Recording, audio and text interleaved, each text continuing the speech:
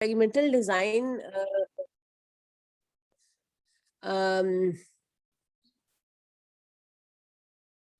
जो experimental design है उसमें हम लोग वो जो चैप्टर होगा ना, जो इसके बाद नेक्स्ट चैप्टर है, अब मैंने आप लोगों को बताया कि आपके पास ना 3 टाइप्स ऑफ स्टडीज होती हैं, ठीक है। एक तो स्टडी होती है जो कि फील्ड स्टडी होती है, वो हम लोग ने पढ़ ली, राइट। फील्ड स्टडी सिंपल आपके पास, आपको पता है, जो आप फील्ड में जाके स्टडी करते हैं, जो कोरिलेशनल स्टडी होती है, वो आपकी नेचुरल एनवायरनमेंट में कंडक्ट की जाती है जिसमें रिसर्चर इंटरफेरेंस आपकी मिनिमम होती है, वो आपकी सिंपल जो होती है ना, वो फील्ड स्टडी होती है। But as far as we are concerned with the casual studies, in which we always try to establish cause and effect relationship, जब हम उनकी बात करते हैं तो फिर हमारे पास उसके अंडर जो है ना, हमारे पास 2 स्टडीज आती हैं, जिसको हम कहते हैं, एक को हम कहते हैं फील्ड एक्सपेरिमेंट, और एक को हम कहते हैं लैब एक्सपेरिमेंट।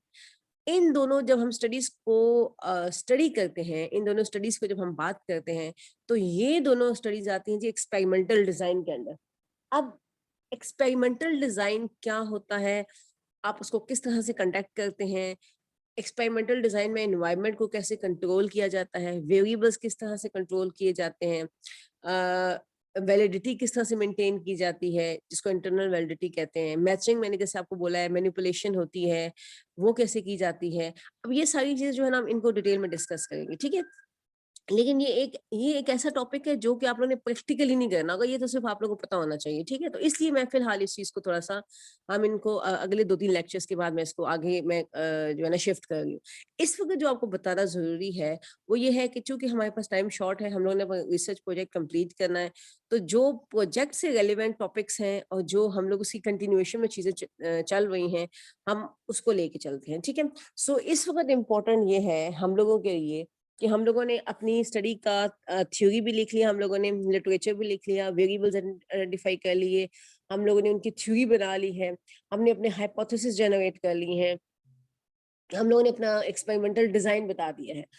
अब जो हमारे पास सबसे इम्पोर्टेंट स्टेप है, और let me tell you one thing very important, कि when you are conducting the qualitative research, when you are conducting the research on the primary data, तो उसमें जिसे कहते हैं ना कि this is the main step, या जिसको आप कह सकते हैं this is the important step, वो ये है, ठीक है।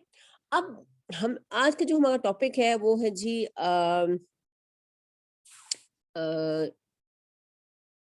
हाँ जी, आज का जो हम लोग का टॉपिक है ना वही है जी कि मेजरमेंट ऑफ द वेरिएबल्स। आपके सामने जो है ना वो स्क्रीन पे शो होगा आपको, ठीक है। Operational definition.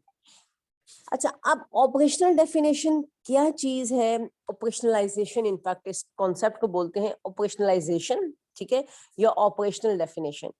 No, what does we mean by the operational definition, या इसका क्या मतलब होता है? और ये हम लोग when you are concern with primary data, तो इसमें इसका पर्पस क्या होता है, इस ये क्यों हम लोग यूज करते हैं? तो देखिए, जब भी आप लोग क्वालिटेटिव रिसर्च की बात करते हैं, जब when you are concern with the subjective nature variables, ठीक है। अब वेरिएबल्स हम लोग को पता है कितने टाइप्स के होते हैं, 2 टाइप्स के होते हैं, एक ऑब्जेक्टिव वेरिएबल्स होते हैं और एक आपके पास क्या होते हैं, सब्जेक्टिव वेरिएबल्स। ऑब्जेक्टिव वेरिएबल्स वो वेरिएबल्स होते हैं जो कि डायरेक्टली मेजरेबल होते हैं, ठीक है। जैसे मैंने आपको पहले भी बताया था कि जैसे आप देखें, आप हाइट है, वेट है, किसी चीज की आप लोगों ने लेंथ मेजर करनी है या विड्थ मेजर करनी है, तो आप लोग वो इजीली मेजर कर सकते हैं। ऐसे वेरिएबल जो कि इजीली मेजरेबल होते हैं, उनको हम क्या बोलते हैं? They are called the subjective objective variables, ठीक है। जैसे आप यहाँ आपके सामने स्क्रीन पे नजर आ रहा है कि जैसे ब्लड प्रेशर है, पल्स रेट है, बॉडी टेम्परेचर, हाइट है, वेट है, ठीक है। ये ऐसी चीजें हैं जो कि आप इनको डायरेक्टली मेजर कर सकते हैं, इनको हम कहते हैं ऑब्जेक्टिव वेरिएबल्स। इनको, इस तरह के वेरिएबल्स को मेजर करने के लिए we don't need any kind of the tool, कि हमें टूल नहीं चाहिए होता, जिस जो कि हम लोग इसके लिए, ये अभी हम जो सब्जेक्टिव के लिए यूज करते हैं, ठीक है। But as far as we are concerned with the subjective nature variables which are not directly observable, और जिसके लिए हमारे पास कोई टूल नहीं होता है, जैसे देखिए ना, अगर आप लोगों ने पल्स रेट मेजर करनी है, तो आपको पता है कि पल्स रेट मेजर करने का हमारे पास एक टूल है, ठीक है, आप लोगों ने ब्लड प्रेशर मेजर करना है, हमें पता है कि ब्लड प्रेशर कैसे मेजर किया जाता है। अब अगर आप लोगों ने फॉर एग्जांपल किसी का फीलिंग मेजर करनी है, एटीट्यूड मेजर करना है, किसी की परसेप्शन मेजर करनी है, आपने परफॉर्मेंस मेजर करनी है, सो हमारे पास इसका कोई फिजिकल इंस्ट्रूमेंट नहीं है जिसके थ्रू हम लोग इस चीज को, इसका रेट मेजर कर सकें। यानी कि मैं इस वक्त कहूँ कि what is the level of performance, my level of performance right now, तो कोई ऐसा पैमाना नहीं है जिसको उर्दू में कहते हैं, या कोई ऐसा टूल नहीं है जिसके थ्रू जो है वो हम लोग इस चीज को मेजर कर सके। सो इन ऑर्डर टू, अब ऑपरेशनलाइजेशन का कॉन्सेप्ट क्या है? In order to measure such kind of subjective nature variables which are not directly observable, we use the concept of operationalization. Clear? अब पर्पस क्या ऑपरेशनलाइजेशन का? एक रिसर्च में ऑपरेशनलाइजेशन क्यों यूज की जाती है? In the research we use the operationalization in order to measure the subjective nature variables, और ये वो वेरिएबल्स हैं which are not directly observable. ठीक है, ये कौन से वेरिएबल्स होते हैं जो कि डायरेक्टली ऑब्जर्वेबल नहीं होते हैं? ठीक हो गया। अच्छा, अब हम इनको मेजर किस तरह से करते हैं, या किस तरह से आप इनको ऑब्जर्व किस तरह से करते हैं? ठीक है। अच्छा, अब देखें, आपके सामने स्क्रीन पे भी जैसे शो होगा, देखिए आपने क्या करना होता है कि you have to reduce the abstract notion, a concept such as motivation, involvement, satisfaction, behavior and like to measure. ठीक है। अच्छा, अब आप मेजर किस तरह से करेंगे, किस तरह से आप जो है वो किसी एक, अगर आपके सामने कोई कॉन्सेप्ट है तो आप उसको किस तरह से मेजर करते हैं? जब आप इस तरह के सब्जेक्टिव नेचर वेरिएबल्स को मेजर करना स्टार्ट करते हैं तो उसका प्रोसीजर ये होता है कि आप इस कॉन्सेप्ट को, जैसे देखिए फॉर एग्जांपल परफॉर्मेंस है, परफॉर्मेंस एक ऐसा वेरिएबल है जो कि डायरेक्टली ऑब्जर्वेबल नहीं है, आप इसको ऑब्जर्वेबल क्वांटिटीज में डिवाइड कर देते हैं। ठीक है, आप you will find out the different ways कि किस तरह से परफॉर्मेंस को मेजर किया जाता है। ठीक है। अच्छा, अब जब आप लोग ऑपरेशनलाइजेशन करते हैं तो इसमें हम 3 तरह के जो कॉन्सेप्ट है ना वो हम यूज करते हैं। ठीक है, अब 3 तरह के कॉन्सेप्ट्स का क्या मतलब होता है? जैसे देखिए, सबसे पहले आता है इसमें कॉन्सेप्ट। ठीक है, सबसे पहले इसमें आएगा कॉन्सेप्ट, आएगा आपके पास, उसके बाद इसमें आएगा एलिमेंट्स, डायमेंशंस, और उसके बाद इसमें आएंगे एलिमेंट्स। ठीक है, मैं आपके सामने एक स्लाइड खोलती हूँ ताकि आपको ये समझ आ जाए। अच्छा, ये वो बातें जो ऑलरेडी मैं बता चुकी हूँ आपको। देखिए, objective nature measured, subjective nature जो कि they are not easily measurable. ठीक है, मेजरमेंट जैसे कि जॉब टाइटल, क्या आपका मैरिटल स्टेटस, क्या नंबर ऑफ चिल्ड्रंस, ये वो चीजें हैं जो कि आप लोग मेजर कर सकते हैं। ठीक है, ये मैं स्क्रीन वाली चीज आपको बता दूं ताकि मैं फिर आगे आप लोगों को लेके चलती हूँ। ठीक है, मेजरमेंट ऑफ द वेरिएबल्स है, जैसे परसेप्शन है, सुपरवाइजर ट्वीट कैसे करता है बिहेवियर को, प्रमोशनल अपॉर्चुनिटीज हैं, ये किस तरह से मेजर की जाती हैं। ठीक है। अच्छा, अब देखिए, जैसे सबसे पहले आप क्या करते हैं कि जब भी आप किसी वेरिएबल को मेजर करते हैं तो सबसे पहले आप कॉन्सेप्ट देखते हैं। कॉन्सेप्ट का क्या मतलब होता है? What does we mean by the concept? अब देखिए, जैसे फॉर एग्जांपल यहाँ पे जैसे उसने एक एग्जांपल दी हुई है कि a person is a thirsty. ठीक है, आप उसका लेवल ऑफ थर्स्ट मेजर करना चाहते हैं, तो यहाँ पर हमारे पास व्हाट इज द कॉन्सेप्ट? जो चीज आपने मेजर करनी है ना वो आपका कॉन्सेप्ट होगा, जो मेन चीज है। जैसे देखिए, फॉर एग्जांपल आपका क्या कॉन्सेप्ट है? जैसे आप लोगों का टॉपिक है, जैसे फॉर एग्जांपल अगर मैं अपने टॉपिक की बात करती हूँ तो मेरा टॉपिक क्या है? जैसे factors affecting the performance of the teachers. ठीक है, no what is the main concept over here? क्या मेन चीज है जिसको मैं मेजर करना चाहती हूँ? The main concept over here is the performance. ठीक है, तो सबसे पहले जो चीज आप लोगों को क्लेरिफाई होनी चाहिए अबाउट योर रिसर्च, जो आपका वेरिएबल्स है, उसमें सबसे पहले आपको बताना चाहिए कि what is your main concept. Concept का मतलब है the main thing you want to measure out. ठीक है, जो चीज, जिस चीज को मेजर करना चाहते हैं। And let me tell you very straight thing कि एक सिंपल आपको मैं एक टेक्निकल चीज बता दूं इधर, कि जो आपका डिपेंडेंट वेरिएबल होगा ना वो आपका कॉन्सेप्ट होगा। ठीक है, जो भी आपका डिपेंडेंट वेरिएबल होगा वो आपका कॉन्सेप्ट होगा। अब यहाँ पर जैसे कॉन्सेप्ट क्या है? Factor affecting the performance of the teacher performance. यहाँ पे देखिए, फॉर एग्जांपल आप कॉन्सेप्ट ऑफ थर्स्ट को मेजर करना चाहते हैं तो उसके लिए हम क्या करते हैं कि जो हमारे पास कॉन्सेप्ट है यहाँ पे वो क्या है? थर्स्ट। अब हम देखना चाहते हैं कि फॉर एग्जांपल आपको कितनी प्यास लगी है, तो फिर उसके अकॉर्डिंगली हम डिफरेंट लेवल्स यूज करते हैं कि किस तरह से आप जो है ना वो उसको उसकी बेस पे हम मेजर कर सकते हैं लेवल ऑफ थर्स्ट। ठीक है। अच्छा, यहाँ तक तो मैं समझ आ गया। अब सबसे पहले आ गया concept. Concept is clear. The main variable which you will measure, the main variable which you are going to measure is the concept. And in other words, you can say that your dependent variable is your concept. उसके बाद आ जाता है जी आपके पास dimensions and elements. Now, what does we mean by the dimensions and what does we mean by the elements, and how we will identify that what are our dimensions and what are elements. Dimension कौन से हमारे, हमें कैसे पता चलेगा कि ये हमारी dimensions है, एंड हमें कैसे पता चलेगा कि ये हमारे एलिमेंट्स है. ठीक है. अच्छा, डायमेंशंस के बारे में तो मैं आपको बहुत एक सिंपल सी बात बता दूं कि डायमेंशंस वो चीजें हैं जो आप लोग ऑलरेडी आइडेंटिफाई कर चुके हुए हैं. ठीक है. कोई मुझे बता सकते हैं कि डायमेंशंस क्या समझ आती है आप लोगों को, डायमेंशन क्या चीज होगी जी स्टूडेंट्स? कोई मुझे बता सकते हैं कि डायमेंशंस आपके ख्याल में क्या होगा, द मेन कैरेक्टरिस्टिक्स?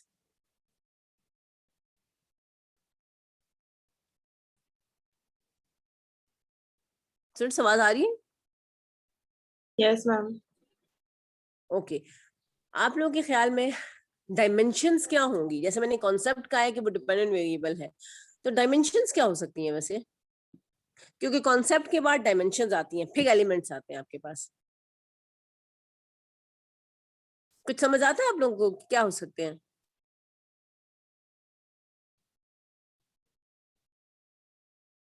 अच्छा, ओके. देखिए, जो डायमेंशंस होते हैं ना, उसको हम कहते हैं जी they are the main characteristics. अब मेन कैरेक्टरिस्टिक्स का क्या मतलब होता है कि वो चीजें जिनकी बेस पे आप कॉन्सेप्ट को डिफाइन करते हैं. तो आपके पास जो कॉन्सेप्ट है, जो कॉन्सेप्ट आपके पास है, concept is the dependent variable. what are the dimensions? Dimensions वो हैं जो कि हमारे पास independent variables हैं, which we already have defined, जो हम ऑलरेडी बता चुके हैं. ठीक है. कि जैसे देखिए, फॉर एग्जांपल अगर मैंने कहा है factors affecting the performance of the teacher, no what is my main concept? My main concept is the performance. No what is the dimensions over here? तो डायमेंशंस क्या है जिनके थ्रू आप परफॉर्मेंस को मेजर कर रहे हैं. किसके थ्रू कर रहे हैं? जैसे देखिए, सैलरी है. ठीक है. अच्छा, उसके बाद मैंने क्या कहा है कि वर्किंग आवर्स है, वर्किंग एनवायरनमेंट है. ठीक है. अब आप ये देखिए कि ये जो वेरिएबल्स हैं, ठीक है, ये जो 3 वेरिएबल्स मैंने आपके सामने बताए हैं, ये सब्जेक्टिव नेचर वेरिएबल्स हैं और ये इनकी क्या कहलाएंगी? This will be called the dimensions of the this concept. अब ये डायमेंशन ऐसी डायमेंशंस हैं जो कि ये वेरिएबल्स ऐसे वेरिएबल्स हैं जो कि आपके सब्जेक्टिव नेचर वेरिएबल्स हैं, they are not directly observable. यहां तक आप लोग काम कर चुके हुए हैं. ठीक है.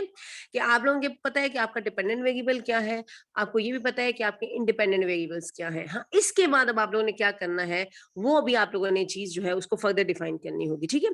उसके यहाँ डायमेंशंस तक तो हमें क्लियर है. उसके बाद नेक्स्ट जो स्टेप आता है वो हमारे पास आ जाता है जी elements. No what are the elements? Elements को क्या कहते हैं हम लोग? Representative behaviours. ठीक है. अब आप वो कहते हैं कि किस तरह से आप जो है वो एलिमेंट्स को डिफाइन करते हैं. अब जो ऑपरेशनलाइजेशन का कॉन्सेप्ट है वो क्या है कि आप जो है सबसे पहले आपके पास 3 कैटेगरीज आएंगी: concept, dimensions and then elements. ठीक है. अब concept, we are clear about our concept. उसके बाद dimensions, we have already identified our dimensions. अब आपके पास आ जाता है जी एलिमेंट्स. अच्छा देखिए, अब एलिमेंट्स आप किस तरह से फाइंड आउट करते हैं? अच्छा, before going to an example, मैं आप लोगों को थोड़ा सा आपके अपने टॉपिक के हवाले से बता दूं ताकि आप लोगों को एलिमेंट्स जो है ना फाइंड आउट करना आसान हो. ठीक है. अच्छा देखिए, अब देखिए, जैसे मैंने कहा है कि सैलरी जो है परफॉर्मेंस को इफेक्ट करती है. ठीक हो गया. यहाँ पर कॉन्सेप्ट है मेरा परफॉर्मेंस, डायमेंशन है मेरा सैलरी.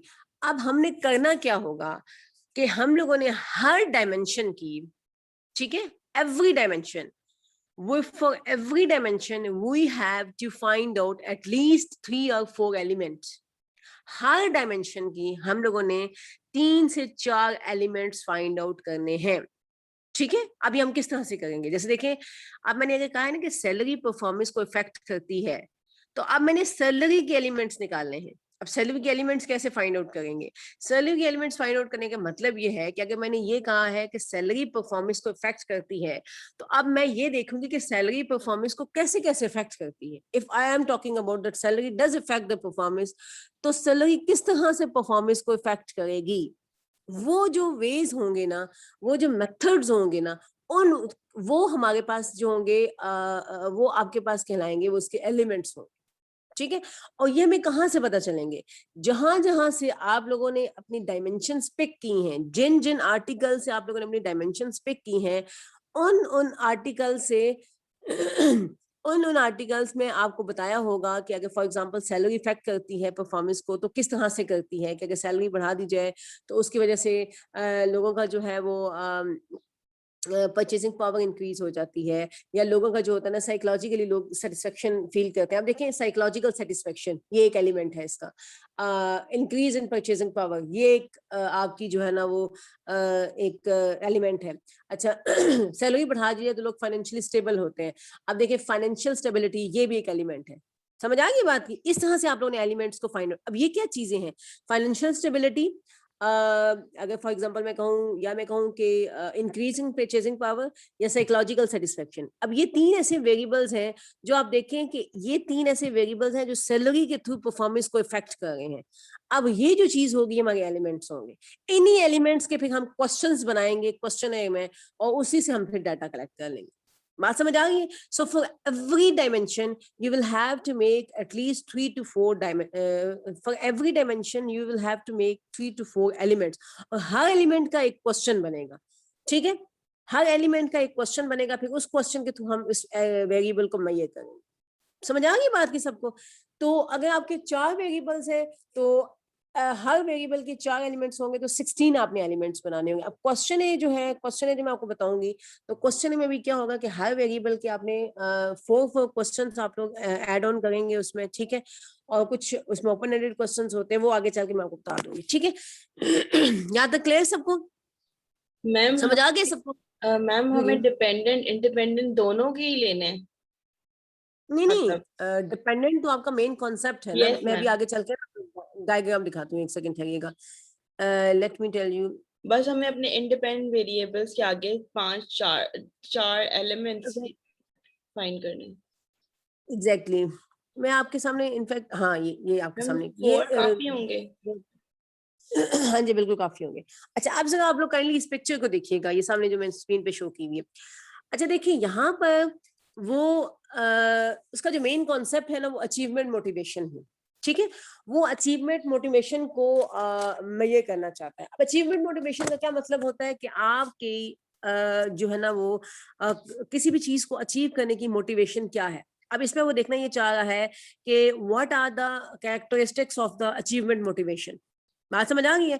अब यहाँ पर आपके पास कॉन्सेप्ट क्या है, या मेन चीज ऐसी क्या है जो कि आपने मेजर करनी है, वो क्या है आपके पास? Achievement motivation. क्लियर? अच्छा, this is the main concept. अब अचीवमेंट मोटिवेशन किस तरह से आप उसको फाइंड आउट कर सकते हैं, मेजर कर सकते हैं, वो हमारी डायमेंशंस है। अच्छा, एक चीज के डायमेंशंस ऑलरेडी आप लोग डिफाइन कर चुके हैं।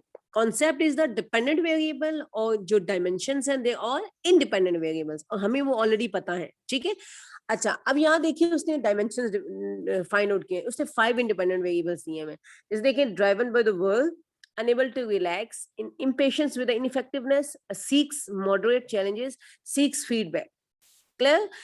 ये सारी की सारी क्या है? डायमेंशन। अब अगर आपको मैं एक मजे की बात बताऊं, तो इसमें यह है कि ये काम जो है ना आपका, ऑलरेडी इतना काम आप लोगों ने कर लिया हुआ है। यहाँ तक काम आपका ऑलरेडी जो है वो आप लोग कर चुके हैं। ये काम, इतना काम आपने किया हुआ है। ठीक है, इसके बाद अब आप लोगों ने एलिमेंट्स को फाइंड आउट करना है। अब एलिमेंट्स आप लोग किस तरह से फाइंड आउट कर सकते हैं? अब एलिमेंट्स देखिए, सबसे पहले उसने वेरिएबल लिया है, और आप लोगों ने इसी तरह से डायग्राम भी बनानी है। ठीक है, जैसे डायग्राम बनी हुई है आपके सामने, ये बुक में भी डायग्राम, सेम डायग्राम बनी हुई है, आप लोग वहां से भी हेल्प ले सकते हैं, आप बेशक स्लाइड्स को भी देख सकते हैं। अच्छा देखिए, सबसे पहले आपके पास आता है जी ड्राइवन बाय द वर्क। अब ड्राइवन बाय द वर्क का क्या मतलब होता है?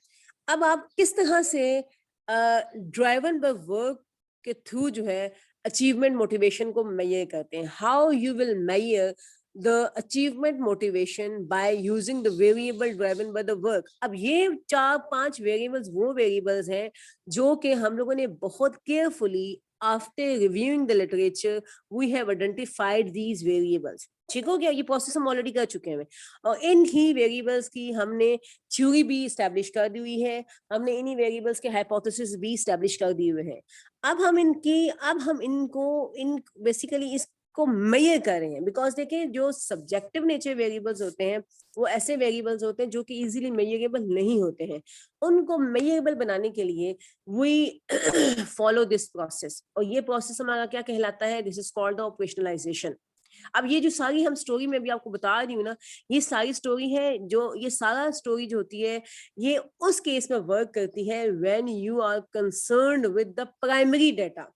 ठीक है, when you are concerned with the qualitative type of the research. Quantitative research की बात करते हैं, सेकेंडरी डाटा की बात करते हैं, तो फिर इन बातों का इन चीजों का उसके साथ कोई ताल्लुक नहीं होता। ठीक है, अब जब आपके पास ऐसे वेरिएबल्स आ जाएं जो कि आप इजीली मेजर नहीं कर सकते, तो उस केस में फिर हम लोग ये डायमेंशंस और एलिमेंट्स फाइंड आउट करते हैं, और उस केस में हम लोग ऑपरेशनलाइजेशन का कॉन्सेप्ट यूज करते हैं। ठीक है, अच्छा देखिए, सबसे पहले अब आपको मैं बताती हूँ कि आप लोग किस तरह से चीजों एलिमेंट्स किस तरह से डिफाइन करेंगे। ठीक है, सबसे पहले मैं आपको एक चीज बता दूं कि जो बहुत जिसे कहते हैं ना कि आप लोगों के लिए टिप है कि आपको ये एलिमेंट्स कहाँ से मिलेंगे। आपको ये एलिमेंट्स उन्हीं आर्टिकल्स में से मिलेंगे जहां से आप लोगों ने वेरिएबल्स आइडेंटिफाई किए। ठीक है, जहां पे ऑथर ने एलेबोरेट किया हुआ होगा ना, वेरिएबल को डिपेंडेंट वेरिएबल के साथ रिलेट किया होगा, वहीं से आपको सारे के सारे एलिमेंट्स आपको मिल जाएंगे। और ये कोई मुश्किल, जिन बच्चों ने लिटरेचर खुद लिखा है ना, उनके लिए ऑपरेशनलाइजेशन सिर्फ 10 से 15 मिनट का काम होगा। ठीक है, सिर्फ लिखना होगा आप लोगों ने। ठीक है, अच्छा अब आप लोग देखिए, सबसे पहले हम इस एग्जाम्पल को थोड़ा एलेबोरेट कर लेते हैं। सबसे पहले आपके पास आ जाता है जी ड्राइवन बाय द वर्क। ठीक है, ड्राइवन बाय द वर्क के थ्रू आप अचीवमेंट मोटिवेशन को कैसे मेजर करते हैं। सबसे पहले जो उसने एलिमेंट बनाया है कॉन्स्टेंटली वर्किंग, इसका क्या मतलब है? यानी एक बंदा जो हर वक्त काम करता रहेगा, ठीक है, वो उसके अंदर अचीवमेंट मोटिवेशन इतनी ज्यादा होगी। तो ड्राइवन बाय द वर्क एक जो है वो आपका इसकी एलिमेंट होगी। ठीक है, अच्छा सेकेंड एलिमेंट उसने क्या बनाया है कि very reluctant to take time of anything. ठीक है, कि वो क्या है कि वो कभी जो है ना वो उसने कभी जो है ना वो किसी चीज के लिए किसी और चीज के लिए उसने जो है ना वो कभी वो ऑफ लिया है, हमेशा काम ही करता रहता है, कॉन्स्टेंटली वर्क करता रहता है। ठीक है, अच्छा प्रिजर्विंग डिस्पाइट सेटबैक्स, कि कुछ भी हो जाए, कुछ सेटबैक्स भी हो जाए, इसके बावजूद जो है ना वो ही कंटिन्यूसली वर्किंग। इसका क्या मतलब है कि ये जो 3 एलिमेंट्स उसने बनाए हैं, 3 इनफैक्ट जो उसने डायरेक्शंस दी हैं, दीज आर द डायरेक्शंस। ये किस चीज की डायरेक्शंस है? ताकि वो ड्राइवन बाय द वर्क को मेजर कर सके। और ड्राइवन बाय द वर्क एक ऐसा वेरिएबल है जो हम यूज कर रहे हैं मेजर करने के लिए अचीवमेंट मोटिवेशन। ठीक है, समझ आ गई बात की? अब देखिए सेकेंड जो डायमेंशन उसने बनाई है अनेबल टू रिलैक्स। अच्छा, अनेबल टू रिलैक्स की उसने जो दिया है हम लोगों को, अनेबल टू रिलैक्स की जो उसने हमें दी है एलिमेंट्स उसने दिए हैं हम लोगों को, उसमें देखिए आपके पास उसने जो दिया है वो 2 तरह के एलिमेंट्स उसने दिए हैं हम लोगों को। ठीक है, things of work even at home. अच्छा यहाँ पिक्चर वो नहीं आई हुई है, कंप्लीट नहीं आई हुई है। ठीक है, तो वो आप लोग काइंडली बुक से इसको देख लीजिएगा। जैसे देखिए यहाँ पर जो उसने दिया है ना सेकंड वाला, उसने कहा है कि अनेबल टू रिलैक्स के 2 एलिमेंट्स उसने बनाए हैं, things of work even at home. ठीक है, अनेबल टू रिलैक्स का क्या मतलब है? यानी एक बंदा जो ना वो रिलैक्स नहीं कर सकता। अब रिलैक्स नहीं कर सकता क्योंकि वो उसके अंदर एक चीज को हासिल करने की ना मोटिवेशन बहुत ज्यादा है। ठीक है, जब वो रिलैक्स नहीं कर सकता, अब रिलैक्स करने को आप किस तरह से मेजर करेंगे? अनेबल टू रिलैक्स का क्या मतलब है? वो रिलैक्स नहीं कर सकता, इसका क्या मतलब है कि think of work even at home, यानी जब वो घर पे भी होता है तो तब भी वो हर वक्त काम के बारे में सोचता रहता है। ठीक है, वो रिलैक्स नहीं करता। फॉर एग्जाम्पल अगर मुझे कोई असाइनमेंट मिली हुई है, for example if I am a student, तो मुझे कोई असाइनमेंट मिली हुई है, तो मैं क्लास में भी हूँ तभी मैं उस असाइनमेंट के बारे में सोच रही हूँ, मैं घर में भी हूँ तो तभी मेरे दिमाग में वो असाइनमेंट चाहिए, बिकॉज मैं उस असाइनमेंट को करना चाह रही हूँ। I want to achieve something, I want to do the assignment. तो हर वक्त मैं उस असाइनमेंट के बारे में सोच रही हूँ। ठीक है, अच्छा दूसरा ये है कि does not have any hobbies, यानी ऐसे लोग जिनके अंदर अचीवमेंट मोटिवेशन बहुत ज्यादा होती है ना काम को या किसी चीज को अचीव करने की, यानी एक गोल को अचीव करने की, तो वो फिर उसी गोल के बारे में सोचते हैं, उनकी बस कोई और हॉबीज नहीं होती है, they just think of that particular work only, they don't have any other hobbies, यानी कि कोई उनकी और हॉबीज नहीं होती, सिर्फ और सिर्फ उनकी जो मेन फोकस होता है, मेन गोल होता है, that is about that particular thing जो कि वो अचीव करना चाहते हैं। अब ये देखिए ये इसके दो एलिमेंट्स बन गए, समझ आ गया।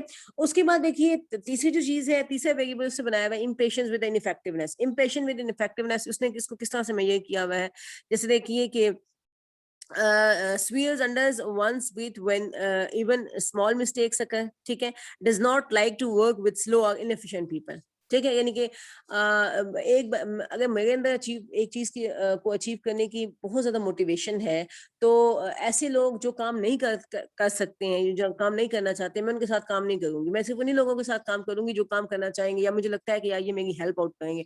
कुछ ऐसे लोग भी होते हैं ना, जैसे आप लोग समटाइम ग्रुप्स में भी कहते हैं कि फलाना बंदा वो काम नहीं करता, मैम हम ही सारा काम कर रहे हैं। तो जो लोग जिनके अंदर अचीवमेंट मोटिवेशन बहुत ज्यादा होती है ना, वो लोग कहते हैं कि हमने इनके साथ काम नहीं करना है। या अगर कोई फॉर एग्जांपल कोई आपकी जो है ना वो आपसे कुछ जगह से भी गलती हो जाती है, तो आपको लगता है पता नहीं क्या, कोई पता नहीं कोई क़यामत आ गई यार, इतनी मुझसे बड़ी मिस्टेक हो गई है। अब देखिए बेसिकली यहाँ पर अगर आपको ये बात समझ आ रही हो, तो यहाँ पे हम कर क्या रहे हैं, हम लोग एक चीज जो वेरिएबल है उनकी फर्दर एलिमेंट्स को डिफाइन कर रहे हैं। बात समझ आ गई है? हम लोग we are going to define the elements of the variables, ताकि हम लोग उन डायमेंशंस को मेजर कर सकें, ठीक है। हम उन डायमेंशंस को मेजर करने के लिए हम एलिमेंट्स को डिफाइन कर रहे हैं, ताकि हम इन वेरिएबल्स को मेजर कर सकें। अब ये जो एलिमेंट्स है ना, इनको हम यूज करेंगे इन वेरिएबल्स को मेजर करने के लिए। एलिमेंट्स को किस तरह से यूज किया जाता है, क्वेश्चन ही आता है माइंड में, ठीक है। एलिमेंट्स को इस तरह से यूज किया जाता है कि for every element you will make a question, ठीक है। अब जैसे देखिए, अगर फॉर एग्जांपल मैं ये बात करूं कॉन्स्टेंटली वर्किंग, तो कॉन्स्टेंटली वर्किंग का आपको, अब ये वर्ड है ना, इसको आप जब सेंटेंस की फॉर्म में बना देंगे तो एक क्वेश्चन बन जाएगा। Every element will give you a one question, और उस क्वेश्चन के थ्रू फिर हम उसको नंबर्स एलोकेट करेंगे। वो नंबर्स कैसे एलोकेट करते हैं, वो स्केलिंग होती है, वो इसके बाद अगला टॉपिक है हमारा। फिर स्केल के थ्रू हम नंबर्स एलोकेट करेंगे, फिर वो नंबर्स को उसके थ्रू जो है हम डाटा जनरेट करके फिर उसको हम मेजर कर लेंगे by using the econometric technique. अब आप लोगों को थोड़ी सी साइंस समझ आना शुरू हुई है, कुछ आप लोगों को समझ आना शुरू है कि हम लोग की डायरेक्शन क्या है जी स्टूडेंट्स? Yes ma'am. मैम जी जी मैम इसका मतलब ये हुआ कि हमने वैसे भी जो आर्टिकल्स पढ़े थे उसमें से जो हमने ये अपने डायमेंशंस फाइंड आउट की थी, वो इन्हीं एलिमेंट्स के थ्रू ही की थी ना। एग्जैक्टली। देखिए जो अब देखिए जैसे फॉर एग्जांपल अगर मैं ये कहती हूँ कि सैलरी जो है, मैंने बहुत सारे आर्टिकल्स में पढ़ा, मैं क्योंकि मैंने देखिए सैलरी मैंने ऐसे तो नहीं उठा लिया ना वेरिएबल। Yes, सैलरी मैंने बहुत सारे आर्टिकल्स पढ़ने के बाद जो कॉमन वेरिएबल्स थे, जो मोस्ट आइडेंटिफाइड वेरिएबल्स थे, वो सैलरी था। वो मैंने अब जब जिस जिस आर्टिकल में सैलरी के बारे में बताया है ऑथर ने, तो डेफिनेटली ये तो नहीं कहा होगा ना कि सैलरी इफेक्ट करती है परफॉर्मेंस को। बहुत चैनल बताया होगा ना कि सैलरी कैसे कैसे इफेक्ट करती है।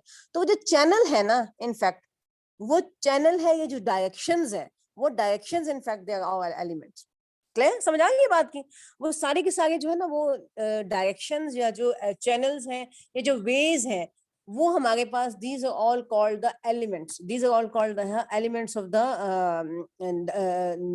कॉन्सेप्ट, ठीक है। और एक चीज आप लोगों ने जो करनी है कि आप लोगों ने हर वेरिएबल की एटलीस्ट चार एलिमेंट्स बनानी है, क्योंकि हर एलिमेंट का फिर हम एक क्वेश्चन बना देंगे। क्योंकि क्वेश्चन ए में हर वेरिएबल के चार क्वेश्चन होने चाहिए, एक वेरिएबल के 4 क्वेश्चन एटलीस्ट होने चाहिए, ठीक है। तो अगर आप लोग अभी से एलिमेंट्स बना लेंगे ना ज्यादा सही, तो आप लोग बाद में क्वेश्चन है में आप लोगों को क्वेश्चंस ऐड करते हुए मुश्किल नहीं होगी, वो फिर आसानी से आप लोग क्वेश्चन है में क्वेश्चन ऐड कर लेंगे, ठीक है। आप सब लोग ये समझ आ गई कॉन्सेप्ट? Yes ma'am. अच्छा ओके।